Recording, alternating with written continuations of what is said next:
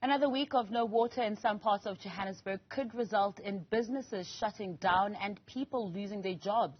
These are the concerns from business people whose establishments have been severely impacted by the lack of water in the city. I am joined now by Dennis Pretorius, who's the CEO of the West Rand Chamber of Business and Tourism.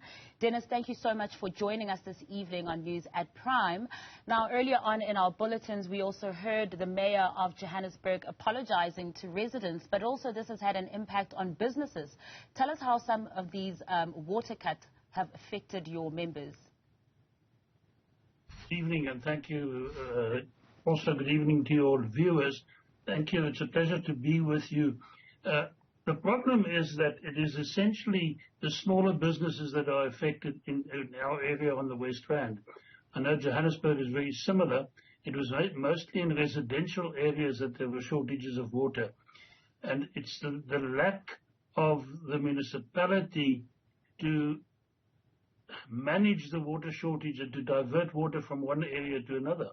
In Krugersdorp specifically, the Munsieville area and the northern suburbs have been without water now for 8 days.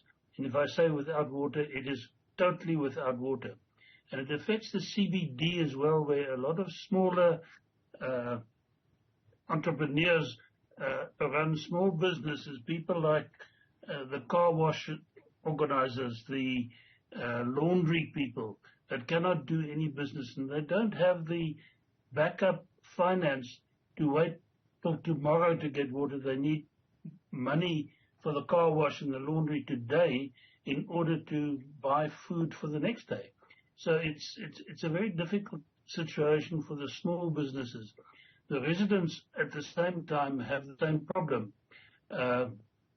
They get at home at night and they cannot shower. They buy water on the way home, but it's not sufficient to shower or wash properly.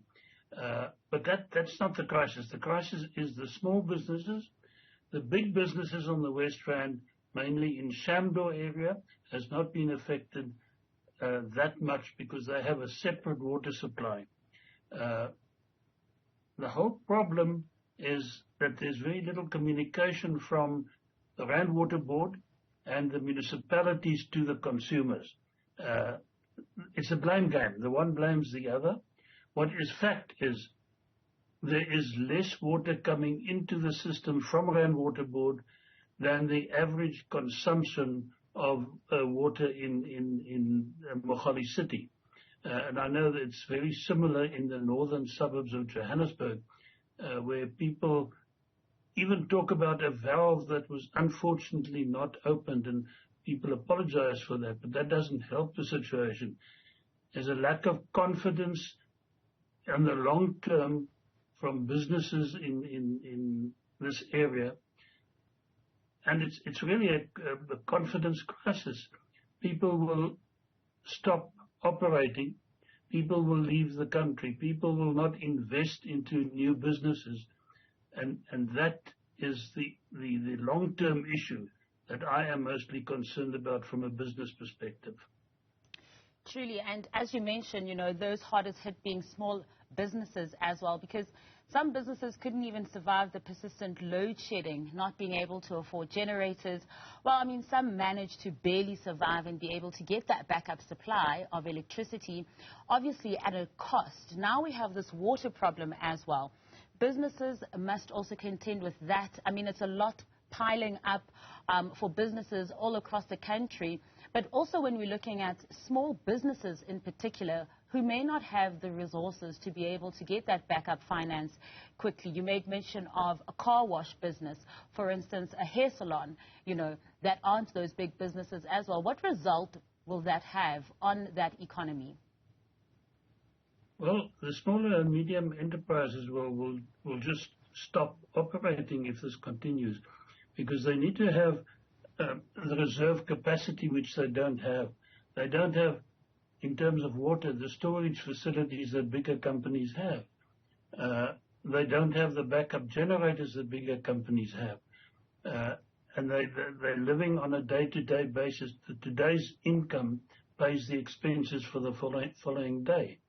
And they need to have a stable electricity supply, a stable water supply, in order to keep them on an ongoing basis making money and supporting their families. When you make mention of the effects also on residents and them having to get home and not being able to shower and things like that, just the inconvenience of it as well, but also the cost of having to buy extra water as well in this economy where people are already suffering so much, what are the small businesses doing to continue to keep their doors open in terms of cost, having been able to buy extra water as well? Well, the cost of water, somebody, for instance, like the car wash, there's no ways that he can continue because he needs large volumes of water to do that. And he hasn't got the facilities to transport it, to get it to his operation. The operation are very often on the outskirts of the CBD. The laundry operator, he needs a constant supply of water. And in the short term, he could probably survive for 10 or 15 days, borrow money to get water to drink, never mind have his operational water requirements sorted out. But the long-term problem is that it reduces the confidence level in the South African economy. If you look at the last few years with COVID, people have been very resourceful in terms of managing the effects of COVID. South Africans are unique in terms of their ability to overcome crises that they can manage. But a crisis like water and electricity, people cannot manage individually. There needs to be a system where the municipalities provide the services ongoing and continuously. And the problem is that they have not spent sufficient money on their maintenance budgets in the last 15 years. The National Treasury recommends this figure of 8% of the value of their assets as an investment annually into maintenance of the assets, and they are spending less than half of that. They often budget sufficiently, but because of the increase in costs of electricity and the resultant reduction in purchase of electricity from the municipality has resulted in a serious deficiency in their operating budgets. The municipalities are budgeting nationally for something like 20 financial year, and that's not sustainable. And that's why I also am assuming, sorry to cut you off there, Dennis, that I mean, that does not boost that investor confidence. It doesn't boost the business. It doesn't boost the business confidence either. What is the sentiment around, entrepreneurs there when we have this also affecting the CBD, smaller businesses? And while the bigger companies will be able to get backup water and electricity, but it also is coming at a cost to their bottom line as well. What will the repercussions be then? And when you speak to the municipality as well, what is their response to you? The response is we will try and resolve the issue, but then they blame, in the current situation, they blame the Rand Water Board for throttling the amount of water. And it's understandable that after the crisis that they had at Eikenhof, they will not have the capacity to fill up all the tanks and provide sufficient water on a day-to-day basis. So they play the blame game.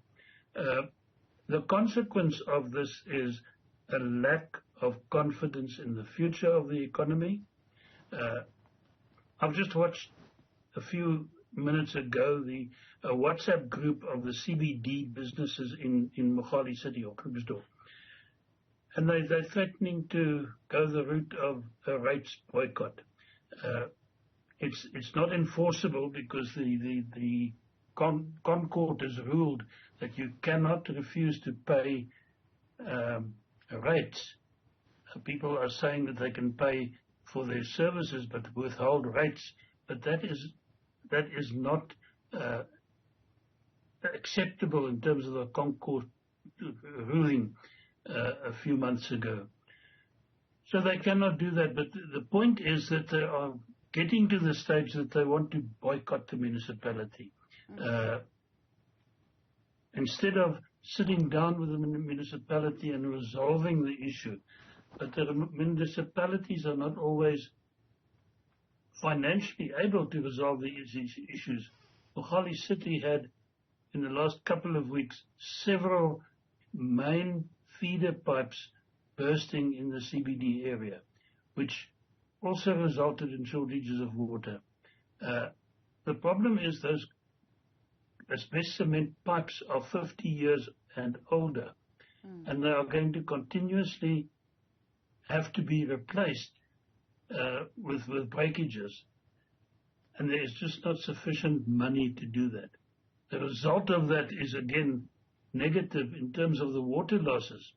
Mogale City has more than 40% of the water that they buy from Rand Water in terms of liters is not accounted for. In other words, it's lost because of water leaks in the system, because of open taps left open, because of the time that it takes to repair broken pipes, and sometimes it's days on end before they get to the problem area. When you have 5 or 6 breakages in a CBD at the same time, they just haven't got the manpower to do it. They haven't got the capacity financially to employ contractors to do that work for them. So it's almost an impossible problem to solve in the short term. Yeah, it really does sound impossible at this point, and that is a shocking stat there. 40% of water not accounted for. But do apologize and thank you for your time. I apologize for that bad network, but thank you for your time. That was Dennis Pretorius, who's the CEO of the Chamber of Business and Tourism in the West Rand, talking about those effects of water cuts on businesses in that area.